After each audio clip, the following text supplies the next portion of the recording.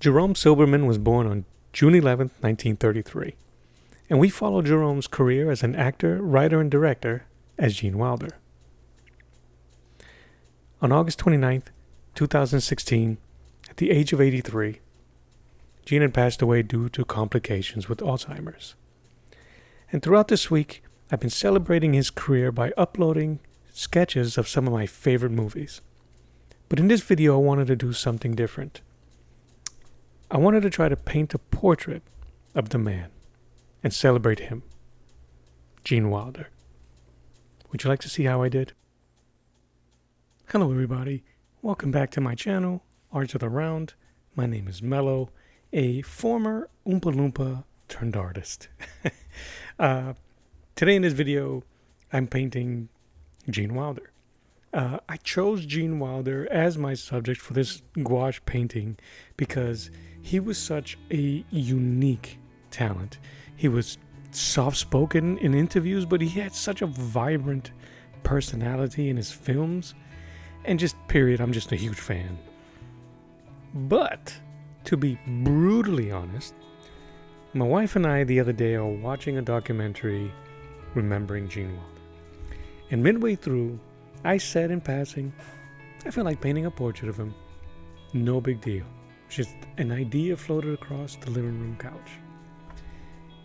It was absolute coincidence that the anniversary of his passing was simply days away, August 29th. I said, OMG, it's fate.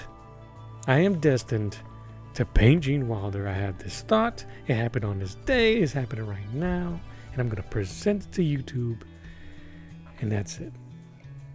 And lately I've been kind of feeling myself. I've been pretty good with my paintings. And I've been feeling comfortable-ish with gouache. No problem, I say. I got this. Well,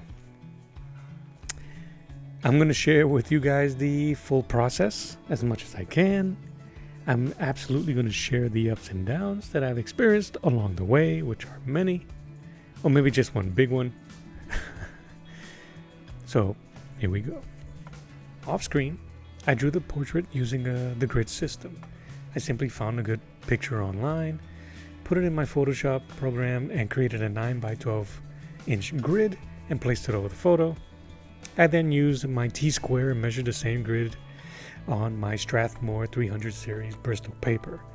I don't normally use the grid method, but I wanted to eliminate bad proportions.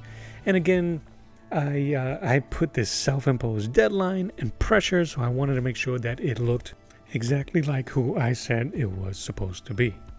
I chose a grayscale colored photo because I thought that would help me make it easier to pick my colors. Black and white, of course, but it didn't make it any easier for me.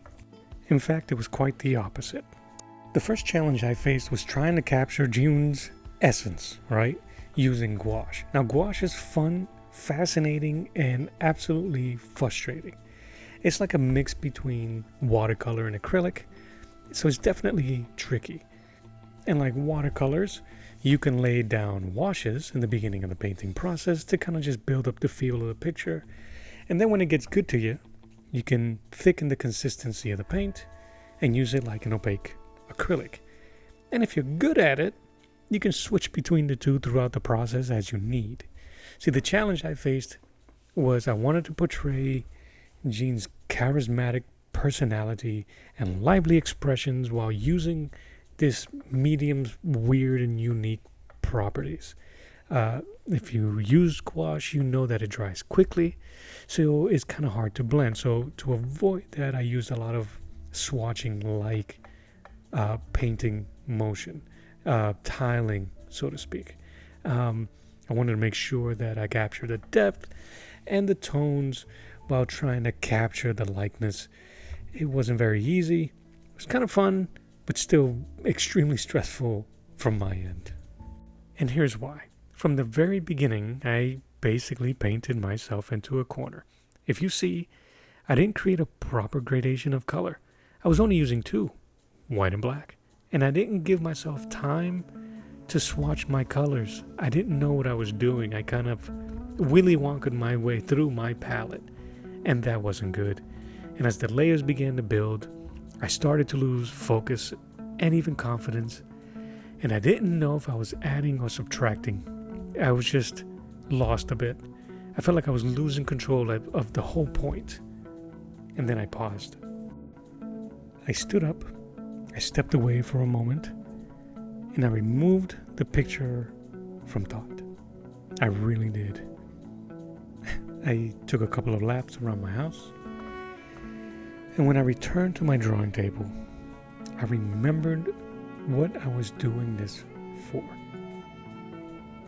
I looked at the reference image, I saw the smile, and guys, I honestly tell you, for the last few days I've been humming the first few bars of Come With Me from Willy Wonka, and that tune came to mind.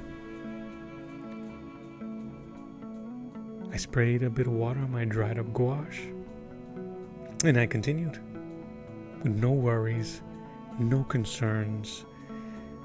I was doing a thing that I love, and I was using it in retrospect to show love. I mean, come on. I stopped worrying about having it 100% accurate to the picture. To me, I knew who it was, and that's who I was going to say it was. Of course, as an artist, you hope that when you're done, people go, "Oh snap, man, that's a nice picture of so-and-so." But in this point, I was good. I was learning to use this medium that's still tricky to me. I was doing it while I was painting someone who I admire, and I started to have fun again during the process. All the stuff that I created in my mind, all the deadlines and the stress about it, and it's gonna be this and it's gonna do that, was gone. And I just sat here and painted Gene Wilder and had a good time doing it. Guys, each painting that you do, if you're an artist, painting, drawing, sketch, whatever, it teaches you something new. It can be about the process, it could be about the medium, it could even be about yourself. And I'm not trying to sound philosophical here, but it really does. It challenges you, it challenges what you know, what you don't know, and it helps you find yourself. And I'll leave you guys with this quote from Gene Wilder himself. "We must deal with our failures just as well as our successes with quiet, dignity, and grace."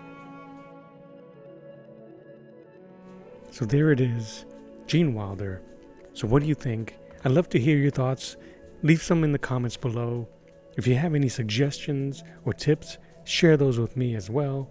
If there is anything you're interested in seeing me try and paint, let me know. I'm always looking for new ideas and inspirations. And don't forget to check out my other videos. Make sure to leave a like. And why don't you subscribe if you like what you see and would like to see more. Thank you so much for watching. As always, my name is Mello, and I'll draw you later. Bye-bye.